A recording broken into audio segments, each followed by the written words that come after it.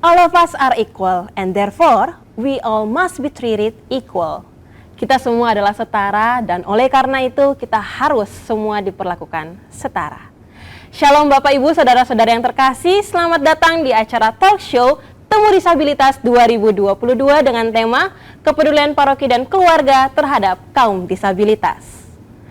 Menurut Undang-Undang Republik Indonesia Nomor 8 Tahun 2016, penyandang disabilitas adalah setiap orang yang mengalami keterbatasan fisik, intelektual, mental, dan atau sensorik dalam jangka waktu lama yang dalam berinteraksi dengan lingkungan dapat mengalami hambatan dan kesulitan untuk berpartisipasi secara penuh dan efektif dengan warga negara lainnya berdasarkan kesamaan hak. Pada tahun 1992, PBB menetapkan 3 Desember sebagai Hari Penyandang Disabilitas Internasional untuk mempromosikan hak dan kesejahteraan penyandang disabilitas di semua bidang masyarakat. Nah, peringatan ini juga ditunjukkan untuk meningkatkan kesadaran mengenai situasi penyandang disabilitas di setiap aspek kehidupan mulai dari politik, sosial, ekonomi, dan juga budaya. Gereja sebagai persekutuan dan gerakan umat Allah percaya bahwa semua orang dengan atau tanpa disabilitas memiliki martabat yang setara karena diciptakan secitra dengan Allah. Untuk itu kita perlu mendorong terwujudnya kesetaraan ini, termasuk dalam penyediaan berbagai fasilitas yang mendukung kemandirian ekonomi bagi para penyandang disabilitas. Khusus dalam mendukung tema Arah Dasar KAJ tahun 2022, masih ingat dong ya? Yaitu penghormatan martabat manusia, dan tahun 2023 yaitu kesejahteraan bersama. Pada Hari Penyandang Disabilitas Internasional, Komisi PSE Pengembangan Sosial dan Ekonomi Keuskupan Agung Jakarta mengadakan serangkaian kegiatan temu disabilitas juga talk show kali ini untuk menginspirasi paroki dan seluruh umat Allah agar berkarya lebih luas lagi bagi saudara-saudari penyandang disabilitas. Perkenalkan, saya Sharon Sengkei, juga bersama narasumber-narasumber hebat kali ini akan berbincang-bincang santai dan seru tentu ya dalam talk show kali ini. Izinkan saya memperkenalkan narasumber kita kali ini. Nah, ada Romo Adrianus Suyadi SC yang terkasih sebagai Ketua PSE dan Direktur LDD kita sekarang ya. Shalom Romo. Shalom. Apa kabar? Sehat, puji Tuhan. Sehat, bagaimana puji Tuhan. Sharon juga? Puji Tuhan, sehat juga. Nih Romo hari ini senyumnya sumringah nih Ma ya. Oke. Yang berikutnya ada Ibu Emiliana Nursanti Wibisono atau biasa kita akrab sapa dengan Ibu Santi Wibi ya, atau Ibu Santi, founder atau owner Organic Club, rumah belanja dan belajar organik yang berdiri sejak tahun 2004. Wah, sudah 18 tahun ya Bu ya. Udah lama banget nih. Dan juga ada cerita luar biasa dari Organic Club ini, nanti kita ulik bareng-bareng ya.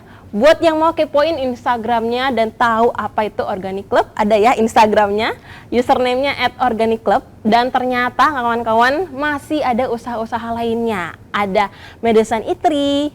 Wow, apa nih Bu? Bisa dijelaskan juga ceritanya? Itu adalah restoran kecil berbasis nabati, plant-based. Jadi itulah yang kita perkenalkan untuk makanan sehat yang enak. Oh oke. Saya mau belanja nanti di sana deh, cobain makanannya. Ada juga Oke Juice. Oh ternyata nggak cuma makanan, ada minuman juga ya Bu, paket lengkap nih. Itu dipersembahkan untuk anak saya. Oke, luar biasa. Dan juga ada holiness.id yang dikembangkan juga oleh Ibu Santi. Shalom Bu Santi, apa kabar? Baik sekali. Baik sekali, semangat hari ini ya Bu ya. Harus semangat. Harus semangat, puji Tuhan. Dan yang terakhir yaitu Pak Yahya ya, seorang profesional HR dan GA Director di PT Gajah Tunggal Tbk dengan sejuta cerita yang juga pastinya menginspirasi kita semua. Shalom Pak Yahya. Shalom Ibu Sharon. Apa kabar? Luar biasa hari Luar ini. biasa. Gimana hari ini, sehat Pak? Sehat, harus sehat selalu. Ya, harus sehat selalu supaya ya, kita jaga. bisa membantu. Luar biasa. Harus sehat biar bisa membantu yang lain. Oke, baik. Awal kali ini kita mau bincang-bincang dan tentunya kita mau ke Romo dulu ya. Romo, saya mau bertanya. Kira-kira bagaimana pandangan iman Katolik terkait martabat manusia nih Mo dari para penyandang disabilitas? Baik, terima kasih. Tadi Sharon sebetulnya sudah menyinggung tentang martabat manusia, dan martabat manusia itu mempunyai dasar biblis yang sangat kuat. Kalau kita baca dalam kitab Kejadian bab 1 ayat 26, di sana disebutkan bahwa Allah itu menciptakan manusia secitra, segambar. Jadi martabatnya itu disamakan dengan martabat Allah sendiri. Dan bukan hanya itu saja, tetapi juga di samping diciptakan secitra, segambar, tetapi juga diberi kuasa untuk mengelola segala ciptaan yang ada di dunia ini. Ini adalah martabat yang luar biasa. Dan kalau dalam Perjanjian Baru juga dikatakan bahwa manusia itu diciptakan dengan cinta. Jadi bagaimana manusia nanti juga dipanggil untuk mengatur hidupnya berdasarkan cinta. Itu bagi kita adalah luar biasa spirit itu. Jadi status sebagai manusia itu sangat tinggi. Apapun latar belakangnya, apapun kondisinya, semuanya dihormati. Iya. Jadi mengapa ini kita angkat di tahun ini sebagai tema Ardas Keuskupan Agung Jakarta. Tetapi begini, kadangkala terutama terkait dengan teman-teman disabilitas ya, seringkali orang secara rohani atau secara teologis itu memandang tidak tepat. Ada yang berpendapat bahwa ya saudara-saudara kita yang disabilitas itu adalah karma. Itu seringkali kita baca dalam kitab suci, tetapi tidak kita terjemahkan atau tidak kita interpretasikan. Dan sebetulnya bukan karma. Allah itu menciptakan semuanya dengan kehendak baik, dan disabilitas itu bukan kehendak Allah. Kalau kita mau merefleksikan diri kita sendiri, sebetulnya semua orang itu punya keterbatasan, dan teman-teman disabilitas itu dalam arti tertentu kan punya keterbatasan. Semua orang punya keterbatasan, apalagi fisik. Tapi yang anugerah yang luar biasa dari Tuhan adalah pun kalau kita punya keterbatasan secara fisik, tapi secara spiritual kita diberi anugerah. Anugerah yang pertama adalah keselamatan. Dan Yesus pun sebetulnya juga ketika disalib itu termasuk kelompok disabilitas. Karena dia tidak mampu secara fisik mengatasi keterbatasannya itu. Maka teologi dalam pandangan kita adalah bahwa siapapun termasuk teman-teman, saudara-saudara kita yang berkebutuhan khusus itu adalah bermartabat luhur. Iya. Dan kita jangan sampai memperlakukan mereka tanda kutip karena kasihan. Betul. Maka lalu sekarang kan gereja juga mengembangkan bagaimana kita mengembangkan inklusivitas. Gereja ingin merangkul semuanya, dan kita juga sangat menghargai bahwa mereka itu punya di samping keterbatasan tapi punya kelebihan seperti halnya manusia lain. Itu saya kira dasar iman yang utama bagi kita. Kita bersyukur bahwa ya kita oleh Tuhan sendiri sangat dihormati martabatnya. Bahkan kita disamakan dalam arti tertentu dengan Tuhan karena secitra dan segambar dengannya. Itu yang saya kira bisa menjadi dasar bagi kita untuk mengembangkan atau menghormati martabat manusia siapapun. Itu pandangan dasar dari iman kita ya, iman Katolik. Yes. Ya, Oke, luar biasa. Jadi teman-teman ingat bahwa disabilitas ini bukan karma ya, bukan karma sama sekali. Jadi pandangan-pandangan atau mungkin persepsi yang seperti itu mungkin harus disingkirkan segera mungkin setelah nonton talk show ini ya.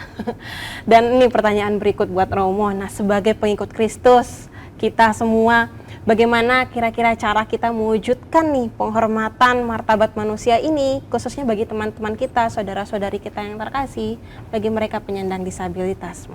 Saya kira pertama dari kita adalah kita hendaknya menyadari bahwa kita tidak memandang remeh atau tidak memandang sebelah mata.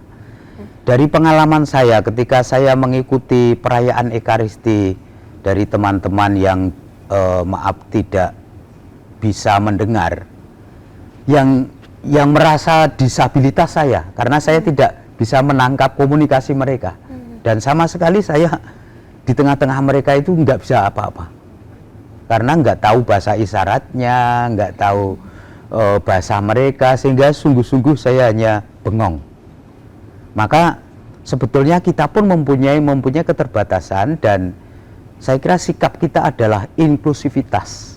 Jadi bagaimana kita memandang mereka, saya sebetulnya lebih suka mengistilahkan mereka itu mempunyai kemampuan khusus.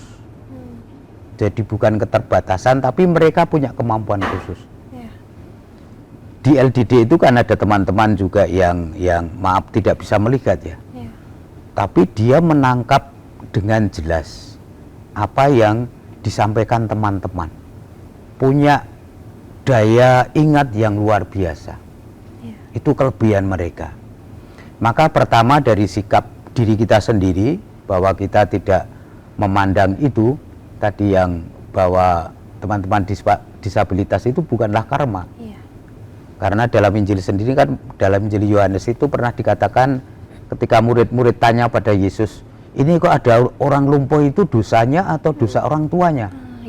Nah, Yesus kan menjawab, bukan dosanya, bukan juga dosa orang tuanya, tetapi itu terjadi supaya Allah dimuliakan.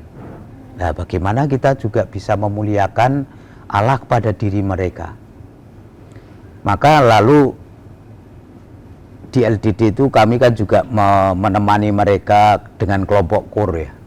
Kor mereka jauh lebih bagus daripada suara saya tentu saja.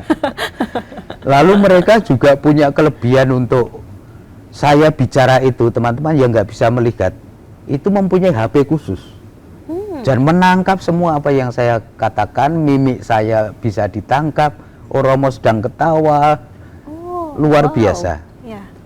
Jadi banyak kelebihan-kelebihan yang menutup dari kekurangan-kekurangan kita ya, kekurangan-kekurangan kita yang sepertinya secara umum dianggap normal. Lalu yang ketiga adalah kita menghargai kelebihan mereka. Jadi kadangkala mereka itu bisa mandiri kok. Saya kalau misalnya teman-teman itu berjalan, saya biarkan, kalau mereka minta tolong baru saya bantu, karena mereka bisa. Lalu juga dalam hal-hal praktis ya, bagaimana kita di gedung-gedung ini harus ramah terhadap mereka, misalnya punya fasilitas untuk mereka. Dan kita bersyukur bahwa kebanyakan ya di Jakarta itu di tempat publik itu ya sudah lumayan bisa diakses lah. Jadi seperti karyawan LDD itu tinggalnya di Bekasi, setiap hari naik kereta sendirian dan tidak bisa melihat. Setiap hari bayangkan, tapi mampu kok mereka. Dan selama ini nggak merepotkan. Jadi itu kadangkala keinginan baik kita untuk menolong kita, tetapi mungkin tidak pas. Sehingga kita butuh juga kepekaan seperti juga mereka peka terhadap kita. Jadi nggak patut dikasihani, nggak perlu dikasihani, tetapi diberdayakan. Oke, terima kasih Romo, pencerahan ya buat kita semua. Diberdayakan teman-teman kita ini bukan berarti itu tadi Romo bilang mereka bukan patut dikasihani atau mereka bahkan nggak minta dikasihani. Mereka hanya perlu diberdayakan, diberikan juga fasilitas-fasilitas, gitu seperti yang tadi Romo bilang, dan sikap inklusivitas itu tadi, sikap yang terbuka terhadap mereka, dan juga menyisihkan ya pandangan-pandangan atau persepsi-persepsi seperti yang Romo tadi sempat katakan mengenai karma, bahwa itu bukan dosa orang tuanya, bukan dosanya, bukan sama sekali. Luar biasa ya pemaparan dari Romo tadi, sangat banyak mencerahkan. Dan sekarang kita mau lanjut ke narasumber hebat kita lainnya ya, ada Ibu Santi dan Pak Yahya. Nah, boleh cerita-cerita sedikit nih Bu Santi dan Pak Yahya, kira-kira apa karya yang telah dilakukan dan mengapa memilih karya ini gitu. Nah, dalam rangkai juga ini kan tentang temanya Temu Disabilitas 2022, mungkin ada cerita-cerita luar biasa dari Bu Santi dan Pak Yahya. Mungkin saya mulai dari Bu Santi dulu. Terima kasih untuk kesempatannya sharing di sini. Saya mewakili banyak keluarga, mungkin orang tua lain yang berberkat khusus, dipilih Tuhan dengan dititipkan anak-anak yang mempunyai, ya mungkin di masyarakat umum dibilang kebutuhan khusus, disabilitas, tapi saya pribadi bersama keluarga lebih cenderung mengatakannya sebagai berkat khusus. Tidak mudah, teori gampang, praktek keseharian tidak mudah.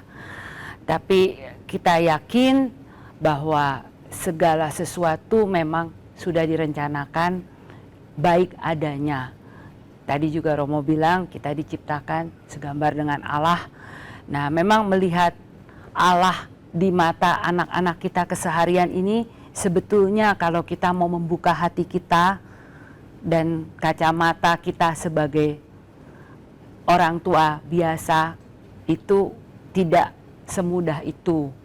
Dengan istilah orang Jakarta, jumpalitan, mengatasi segala gangguan motorik, gangguan sensorik. Kebetulan putra saya berkebutuhan khususnya dalam autistik, karena secara fisik baik, tapi secara kognitif, secara banyak hal dalam dia menerima sensori, stimuli dari luar, responsnya tidak seperti yang biasa kita gambarkan. Mungkin contohnya aja yang paling mudah, karena anak saya punya keterbatasan verbal.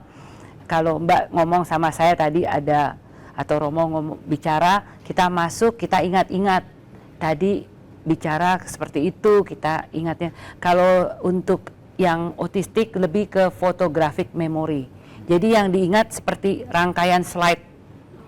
Makanya kalau dia ingin, misalnya seperti dia ingin ke Bogor, di antara foto ribuan yang ada di HP, dia akan cari Bogor atau dia ketik Bogor. Kalau dia pingin ke Bandung atau dia pingin ke salah satu mall, dia akan cari fotonya. Dan dia cepat sekali mencari itu, atau kalau dia ketik, dia tunjuk. Seperti itu hal-halnya. Misalnya dia suka sekali nasi Padang, saya bawa ke restoran Padang yang bukan yang dia inginkan, langsung slide saya lagi nyetir. Oh oke, putar lagi. Ganti haluan. Saya baru masuk dari Tresia ke ujung Jalan Sabang aja dia sudah tahu itu restorannya yang mereknya N itu di situ. Saya pura-pura nyasar gitu ke restoran sebelah. Enggak. Jadi photographic memory mereka luar biasa dalam bentuk photographic memory, dan dia juga punya kepekaan yang luar biasa untuk mengembalikan barang ke tempatnya. Saya termasuk diuntungkan. Saya bilang, "Kek, Mami punya HP di mana?" Nggak lama lagi HP datang. Wah, dia lebih ingat. Ya, jadi sebetulnya banyak hal-hal yang luar biasa dari kekurangannya ini. Iya, wah dengar-dengar katanya kayak ini jadi salah satu inspirasi ya Bu Santi ya dalam usaha Bu Santi nih yang 18 tahun tadi udah diceritain. Boleh cerita sedikit Bu? Ya, sebetulnya tadinya saya juga profesional. Waktu itu di tahun 2000 saya punya gangguan kesehatan yang membuat saya berhenti bekerja ya, saya hiatus dulu. Nah itu waktu itu baru mau 2 tahun, saya baru menyadari ini kayaknya ada sesuatu yang kurang pas gitu di usianya. Waktu itu kan autistik 21 tahun yang lalu belum seperti sekarang ya, sosial media juga terbatas, baru ada email. Kok bicaranya nggak berkembang gitu. Dan dia suka asik dengan dunianya sendiri gitu. Ini kenapa ya? Nah, ternyata dia masuk dalam spektrum autistik. Karena itu kan satu payung besar. Terus kita ketemu seorang psikiater dan juga psikolog, dan dengan rangkaian yang namanya early intervention. Jadi intervensi dini untuk mengatasi segala yang namanya gangguan perkembangan. Dan pola pikirnya itu dirubah, bukan tapi sebuah gangguan perkembangan yang perlu diintervensi secara intensif, ya, dengan applied behavior approach itu segala macam. Dan saya sebagai ibu, saya ambil peran waktu itu adalah dietnya. Makanannya harus sehat, dalam tanda petik bebas aneka racun, pewarna, dan lain-lain. Dan harus diet yang namanya gluten free, bebas dari tepung terigu, dairy free, bebas dari semua produk dairy, jadi susu, keju, dan turunannya. Saya juga bukan ahli gizi, bukan ahli nutrisi, ya sebetulnya saya marketing, dunianya saya di situ, tapi saya mau belajar untuk anak saya. Kalau anak saya nggak makan itu, saya juga harus nggak makan itu. Menurut saya yang paling sulit menjadi orang tua adalah menjadi contoh. Nah itu saya mulai coba, lah ternyata kok enak. Yang gangguan kesehatannya saya ikut selesai. Saya punya alergi, punya apa, kok bisa terselesaikan. Makin meyakini kan. Nah dokter waktu itu juga salah satunya berpesan cari makanan yang organik. Tahun itu cari organik, wah di Kemang nih, di tempat bule-bule dong pikirannya. Ternyata dipertemukanlah dengan seorang Romo Agato. Beliau adalah pakar dan pionir di bidang pembudidayaan organik yang rumahnya cuma beda satu jalan sama rumah saya di Tebet. Waktu itu ternyata rumahnya dijual, dan singkat kata saya mantan pemakai yang menjadi pengedarnya organik ini, menggantikan rumahnya Romo, kita mengedarkan. Jadi ini adalah serangkaian aliran berkat, karena mau mengatasi berkat gangguan khususnya si Kay. Nah Kay itu putra saya yang sekarang sudah 23 tahun, itu masalah yang paling severe waktu itu ya, yang dialami adalah gangguan pencernaan. Kalau ada yang bilang pencernaan itu adalah your second brain, even your first brain. Kalau perutmu berantakan, di sini ikut berantakan, ternyata benar ya kan. Kalau kita turmoil, dia punya diare berkali-kali sehari, alergi kalau macam-macam. saya lapar saya nggak bisa mikir. Nah iya, aliran wah itu udah kacau. Jadi kita harus menyelesaikan dietnya yang 20 sekian macam makanan dipantang, harus mengubah dari makanan yang dia suka menjadi tidak boleh, itu tantangan. Dan harus mulai memperkenalkan. Nah, dari situ saya belajar untuk makanan sehat. Nah itu Romo Agato yang memperkenalkan dengan sayur. Keduanya ternyata saya ketemu, semua dipertemukan gitu dalam rangkaian aliran berkat. Jadi ini bisnis berkat ya sebetulnya, dengan Romo Utomo. Ternyata Gregorius Utomo, dua-duanya sekarang sudah almarhum, mendahului kita, yang juga seorang pakar organik. Beliau sebetulnya sarjana pertanian, lulusan dari Amerika, yang mengedepankan waktu itu Hari Pangan Sedunia di Bantul, Ganjuran, dekat Gereja Hati Kudus Tuhan Yesus. Di sana membuat sawah, pertanian organik dan lain-lain. Nah beliau ini yang mencetuskan. Tadinya kan saya cuma seminggu sekali tuh warung jujur di garasi buka sayur organik, yang beli nimbang bayar sendiri. Beliau yang bilang, Ibu Santi, ketahuan nih kayaknya saya orang marketing ya. Kalau buka organik menjadi sebuah usaha, saya yakin di tangan Ibu Santi bisa maju. Wah Romo punya bayi, adiknya Kay ada namanya V, baru juga belum setahun, masih ASI, kayaknya masih jungkir balik, punya toko, wah kayaknya nggak mungkin deh. Dalam hal ini saya melanggarlah idenya Romo Utomo ya. Itu kira-kira bulan Maret tahun 2004 ya, bulan 10 pas ulang tahun Kay. Itu golden age katanya, usia 5 tahun. Habis 5 tahun ini, wah semua intervensi sudah berubah menjadi yang lain ceritanya. Ya udah, buka toko. Ingat tuh kata-kata Romo. Buka toko ya, buka usaha, kayaknya iyalah. Bisa, saya juga bisa overwhelming ya, cuma mikirin kayak terapinya ini itu. Kita buka deh, coba. Saya punya rumah kos, yang kamar paling depan anak kosnya dengan segala hormat dipindahkan, saya buka kedai kecil tuh, dari garasi masuk ke kamar kos dibuka. Toko bener. Ya disitulah saya makin mendalami organik menjadi, ya makanya saya sebut rumah belanja dan belajar. Dari itu inspirasinya aliran berkat dari seorang Romo kepada seorang ibu yang masih jungkir balik waktu itu. Tapi puji Tuhan sekarang 18 tahun dengan segala perjalanannya berkembang, makanya ada usaha makanan yang berbasis nabati, plant based. Dan untuk Kay ternyata yang talentanya tidak jauh dari kegiatan membuat makanan sehat, dia punya Okai Juice, cold press juice yang dijual. Nah, untuk adiknya ternyata dia juga suka yoga, kita buka yang namanya Holiness, di situ tempat yoga dan meditasi, tapi pandemik ditutup, tempatnya disewakan. Ya, itu contohnya. Jadi perkembangan itu dalam menjalankan sebuah bisnis memang tidak jauh dari keseharian kita, kebetulan untuk kasus saya. Luar biasa, aliran berkat tiada berkesudahan ya Ibu buat Bu Santi dipertemukan. Kita nggak ada yang tahu ya tahun 2004 itu ada saja ya perjumpaan-perjumpaan yang dibuat sama Tuhan sehingga bisa sampai sekarang. Terima kasih Bu untuk ceritanya nih, baru awal aja udah terinspirasi nih saya. Oke, kita lanjut ya, pasti lebih gak kalah seru ini dari cerita Pak Yahya. Boleh dong cerita sedikit nih Pak? Boleh. Jadi mungkin kebalikan dengan Bu Santi ya. Kalau Bu Santi kan diberikan titipan berkat ya kan, anaknya. Ya. Kalau saya itu malah diberikan titipan berkat ayah saya yang disabilitas. Jadi disabilitasnya pun juga pada saat itu something yang cukup shocking karena di usia yang sudah mulai tua ya.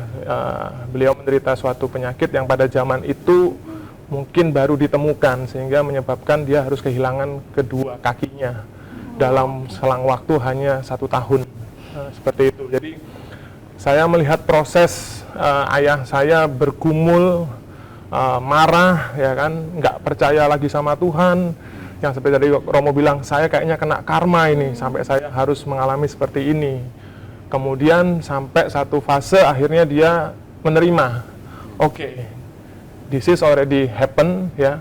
Saya harus hidup dengan disabilitas cacat tubuh ini, seperti itu. Nah, justru kemudian dia berbalik, dia kembali ke gereja lagi, dan di saat itulah dia bahkan mengajari saya waktu saya itu masih kuliah ya. Dia bilang, kamu jangan sekali-sekali mengasihani orang disabilitas. Kita semua ini masih punya kemampuan yang kalian mungkin tidak tahu. Jadi biarkan papa ngerjain kerjaan rumah itu sendiri. Biarkan papa melakukan semuanya sendiri. Jangan dibantu. Seperti tadi Romo tadi bilang, kalau dia minta tolong baru kita bantu. Nah, selama saya hidup dengan papa, mama saya waktu itu sudah meninggal juga. Hanya sekali papa minta tolong waktu kepleset jatuh di kamar mandi. Itu aja yang saya ingat. Jadi selama hidup dia sampai dia meninggal pun tidak pernah dia ada minta tolong untuk melakukan pekerjaan yang harusnya orang normal yang bisa mengerjakan. Dia bisa masak, dia bisa nyiram kembang, dia bisa beresin tempat tidurnya sendiri, bahkan seperti itu. Nah, itu yang buat saya menjadi suatu hal yang pembelajaran di masa muda saya. Bahkan di akhir hayatnya dia, sebelum ketika dia sakit, dia bilang, kamu harus bisa jadi berkat. Orang-orang disabilitas ini nggak banyak yang mau peduli. So, kalau kamu bisa jadi orang yang peduli, mungkin kamu hanya memedulikan 1 orang, tapi it's enough. Bisa memedulikan 1 orang, nanti mungkin ada orang lain yang memedulikan 1 orang lagi, dan itu akan berlanjut seperti itu. Nah, makanya ketika saya mau masuk ke dunia kerja, masuk ke dunia industri, saya bersyukur Tuhan itu menempatkan saya di perusahaan-perusahaan yang punya kepedulian yang tinggi terhadap disabilitas. Sampai hari ini saya bekerja di tempat ini, ada juga banyak beberapa karyawan kita yang bekerja dengan kondisi disabilitas. Bahkan yang cukup mengejutkan ini baru terjadi nih setahun terakhir ini, salah satu karyawan kami bahkan dia sudah disabilitas ya. Jadi dia memang cacat tubuh. Tuhan memberikan dia bahkan suatu tantangan lagi dengan karyawan saya ini diberikan suatu cancer nasofaring. Sehingga dia bahkan bertambah disabilitasnya menjadi kehilangan penglihatan satu matanya tidak bisa melihat lagi. Nah, tapi proses saya menemani dia untuk menguatkan, ya kan. Jadi orang disabilitas itu tidak perlu dikasihani, tapi harus dikuatkan, harus diberikan motivasi bahwa you can survive.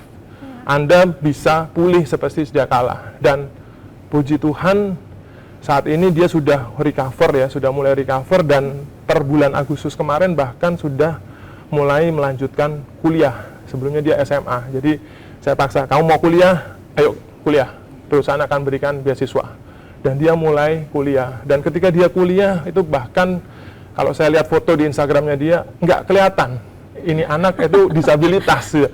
Dan bahkan dia dipercaya menjadi ketua di angkatan tersebutnya. Itu yang membuat saya bahwa disabilitas itu punya potensi tersembunyi yang kita nggak bisa lihat. Nah, makanya jangan kita membuat suatu stigma bahwa wah, orang disabilitas kasihan harus disuapin, enggak juga. Ketika mereka diperlakukan seperti itu, mereka justru akan merasa I'm not worthy, saya nggak berharga. Nah, kita nggak bisa membuat mereka menjadi seperti itu. Kita harus membuat bahwa you are the same like all of us. Anda sama dengan kita.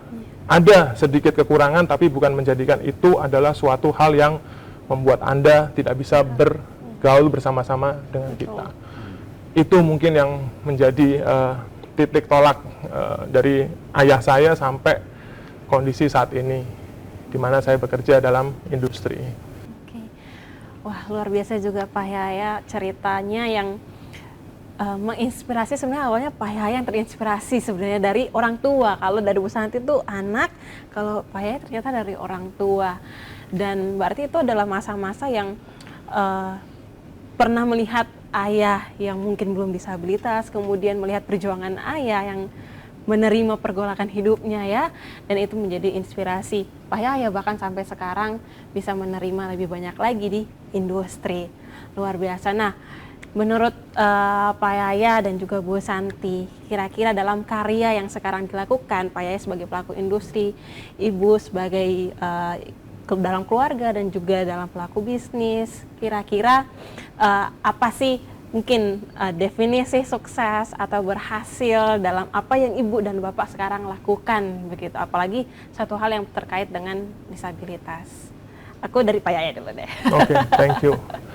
Jadi kalau buat saya adalah saya melihat saya kan berpatokan dengan ayah saya, ya. Ayah saya bisa ngerjain semuanya apa yang dikerjakan oleh orang normal seperti itu. Jadi ketika saya punya karyawan dengan disabilitas, ya, mayoritas cacat tubuh sebenarnya. Jadi bagaimana mereka bisa berfungsi, bisa bekerja seperti layaknya orang normal. Ya. Memang kita membantu juga mereka dengan kita menempatkan mereka di posisi-posisi yang memang bisa disesuaikan dengan disabilitas yang mereka punyai. Dan sampai saat ini pun kita melihat bahwa ketika kita bisa menempatkan mereka di posisi yang tepat, di posisi yang benar, walaupun dengan disabilitasnya, mereka pun tetap bisa berprestasi seperti orang normal. Ya. Nah, itu buat saya merupakan suatu hal yang Tuhan itu ajaib lah, ya kan. Dia mengambil sesuatu tapi dia memberikan sesuatu, ya kan. Dia mungkin mengambil sesuatu dari tubuh orang tersebut, tapi dia memberikan hikmat tambahan untuk orang tersebut, sehingga dia bisa bekerja sama seperti yang lain. Itu yang sulit mungkin orang luar bicara, masa sih orang disabilitas bisa kerja kayak gitu. Nah, banyak orang yang kadang-kadang tidak percaya sebelum melihat, ya Romo, ya, seperti kayak Thomas, ya. No pick hoax. Ya, no pick hoax seperti itu. Saya harus menyentuh baru saya percaya. Makanya saya kadang-kadang ya kita bawa mereka, kita lihat, kita interaksikan mereka seperti itu. Dan mereka melihat, wow, oke, disability can work loh. Yes, saya bilang seperti itu. Nah, itu yang kita buat. Apa yang kita lakukan hanya kecil, tapi kita mencoba bisa menginspirasi yang lain, sehingga mungkin untuk industri-industri yang lain pun bisa mulai membuka diri untuk memberikan kesempatan bagi teman-teman kita ini dengan disabilitas seperti itu. Oke. Terima kasih Pak ya. Dari Bu Santi, boleh juga diceritakan. Oke. Mungkin kalau saya ambil rangkuman dari yang dilakukan oleh industri, ya. Pertama adalah membuka kesempatan dan membuka sudut pandang alias kesadaran kita dari yang katanya disabilitas, tidak mampu menjadi termampukan. Itu kan harus diberi kesempatan, diberi wahana, diberi jalan. Nah, dalam kasus anak saya, dia mulai tercover kan dari yang tidak suka makan ini itu mengganti makanan kesukaannya. Nah, waktu itu tantangannya waktu dia usia umur 9 tahun dan dia sudah mulai terjun ke dapur, waktu kita mencari talenta dia, nggak bisa, sport kurang, art juga kurang, ternyata buah tidak jauh jatuh dari pohonnya, ternyata sukanya di dapur, di dunia ini. Dan di situ kita memberi kesempatan buat dia. Waktu itu banyak yang bilang, "Oke, jangan main pisau." Kita ajarkan dia untuk mulai dari pisau plastik bergerigi, dari apa. Kita memberi kesempatan. Kalau enggak, kita nggak pernah tahu dia bisa di mana. Kalau semua dilarang, semua tidak dimampukan, ya dia menjadi tidak mampu. Nah, setelah itu ternyata dia mampu membuat jus, menginspirasi juga untuk makan sehat buat orang lain. Sebetulnya saya kalau bilang saya mengajari Kay, saya lebih banyak belajar dari dia. Satu yang paling susah dan paling perlu terus setiap hari adalah belajar sabar dan belajar sadar. Itu Romo, nggak ngaku dosa sih. Tapi ya menjadi sabar dan sadar itu proses. Dan saya merasa kadang-kadang saya bukan kasihan ya, saya pikir kok untuk begitu mengubah banyak orang, ada seorang seperti anak-anak kita ini membuka mata dan hati kita bahwa tidak semua orang sama, dan ini adalah bagian dari gambar Allah. Kayak saya bisa lebih dekat dengan perjalanan rohani saya, itu karena Kay, dan saya sekeluarga puji Tuhan bisa sehat, punya aliran berkat, bisa menjadi berkat buat orang lain, memperkenalkan makan sehat, bisa mengajar. Saya juga sekarang kan selama beberapa tahun terakhir ini, hampir 10 tahun ya, mengajar ke berbagai instansi, sekolah untuk sadar sehat. Itu dari pengalaman saya ikut menyadarkan diri sendiri, keluarga untuk jadi kita tidak membatasi segala ketidakmampuan itu menjadi alasan, tapi selalu memberi kesempatan dan meyakini semua orang itu punya daya yang luar biasa, walaupun didefinisikan sebagai disabilitas. Iya, aku mau tahu dong Bu tentang, nih tadi Bu udah cerita tentang sabar dan sadar nih ya. Kira-kira boleh cerita ya satu atau mungkin beberapa tantangan mungkin nih dalam perjalanan, either dalam membersamai Kay atau juga dalam proses dalam bisnis Ibu. Kira-kira ada tantangan nggak sih yang membekas nih di hati Ibu nih? Tantangan sih banyak ya. Setiap hari juga kita anggap tantangan. Iya. Nanti malam ini Kay tidur lebih bagus apa enggak? Dia juga ada kejang. Puji Tuhan jangan sampai terjadi. Tapi itu semua kita berpikir positif. Saya termasuk orang yang cuek. Kemana aja saya bawa anak saya. Suami saya agak tertutup, agak reserve ya. Tapi kita sama-sama mencoba. Dan hampir pelanggan di Organic Club di toko saya di Tebet itu tahu kalau saya punya anak yang berkebutuhan khusus. Bahkan menjadi referensi banyak keluarga untuk bisa lebih sehat. Mungkin juga menurut salah seorang teman yang pakar brand, itu adalah bagian dari sesuatu yang luar biasa yang tidak dipunyai oleh brand atau toko organik lain ya. Kita aminin saja. Itu kan bukan sesuatu yang diinginkan atau dikreasikan. Tetapi Kay itu punya keyakinan bahwa dia mampu walaupun dia tidak bisa utarakan. Dia mau mencoba, dia mau membuat. Barang datang di toko, kita semua sibuk dengan segala kekurangannya, dia coba masukin. Dia selalu terlibat, kita repot walaupun dia rungsing ya kesana kemari, tapi dia ada di situ. Dan dia mengingatkan, Teng jam 12 papa mama makan, nggak mau disodor-sodorin piring. Nah, hal-hal seperti ini adalah sesuatu yang mungkin tidak ada pada anak lain yang usianya 23 tahun. Nah, seperti inilah inspirasi dalam keseharian kita pada saat dia rewel atau kadang-kadang kan ada juga ya mungkin jeduk-jeduk kepala atau apa.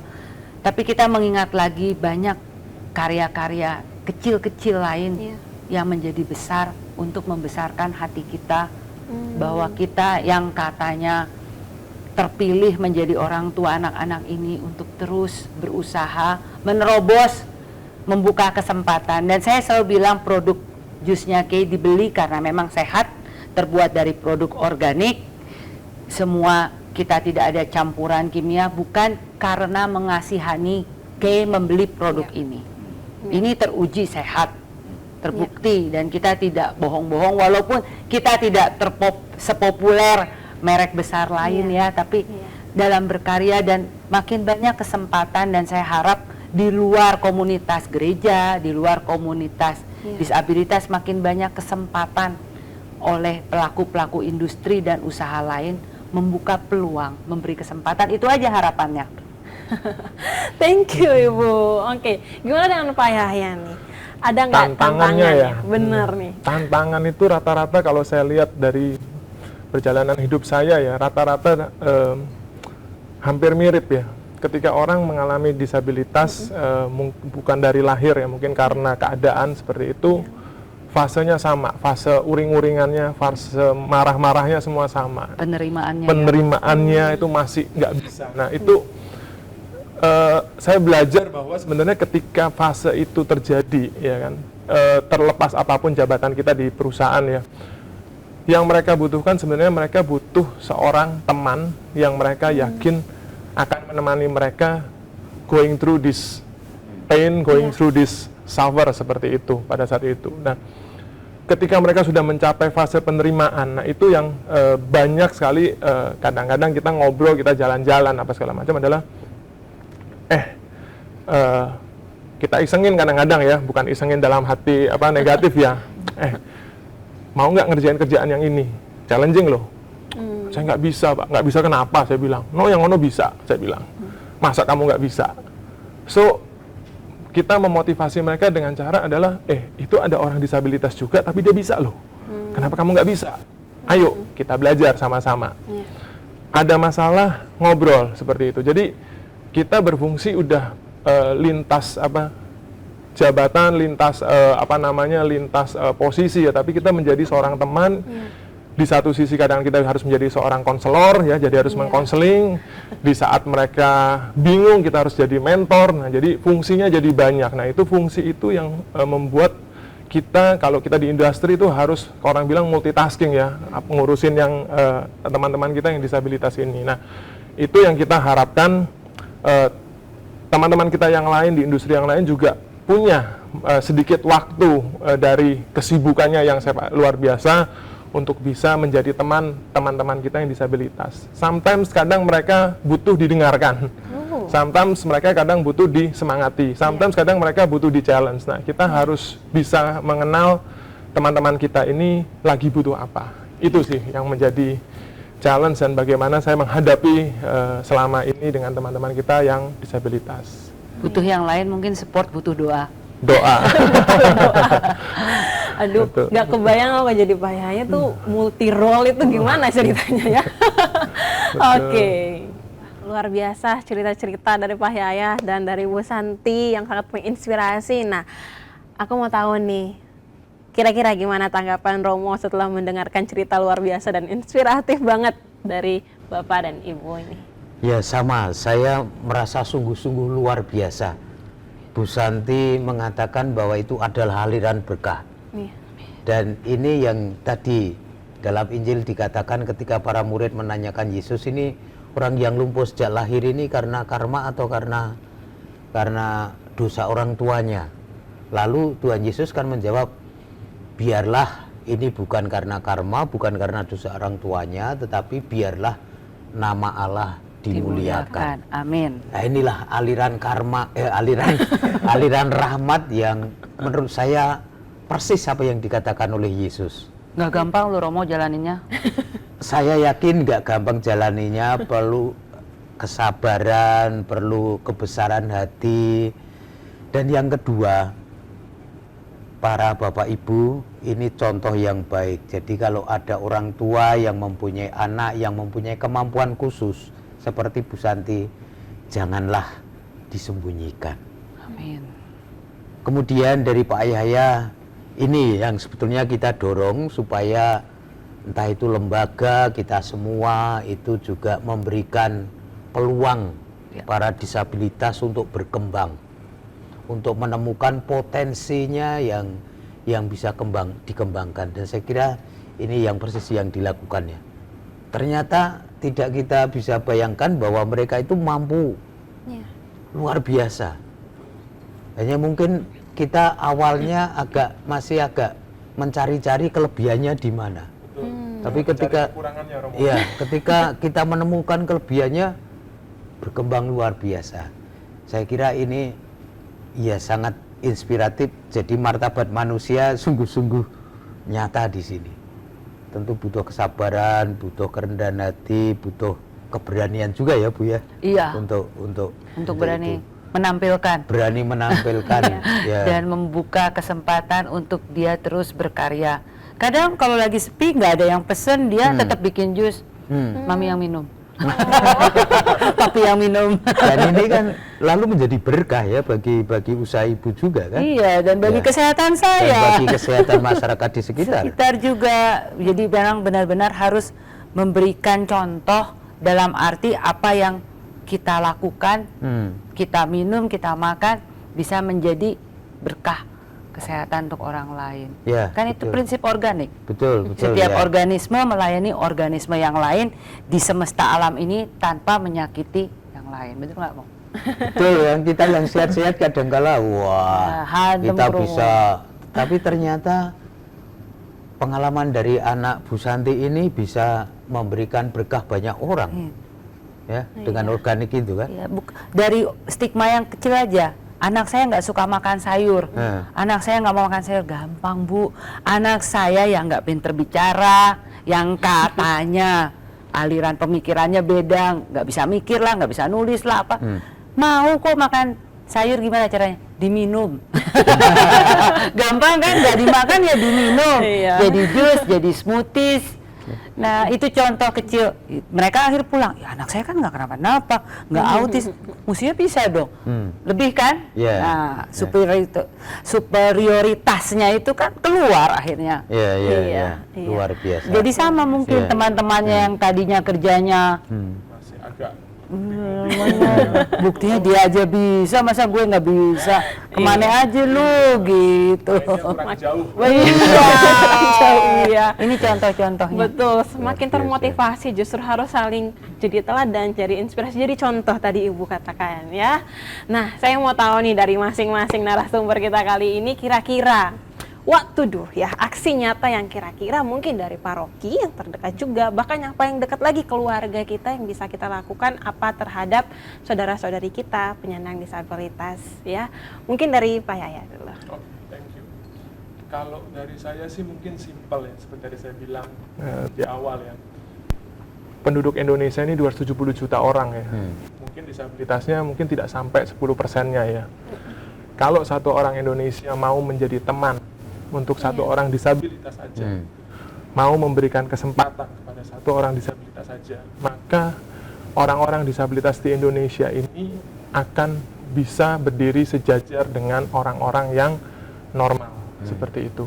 Best buddies. Best buddies seperti itu. Kalau bahasa Jawa itu adalah nguwongke wong, ya, memanusiakan manusia. Ojo dibanding-bandingke. Ojo dibanding-bandingke kalau kata Farel seperti itu.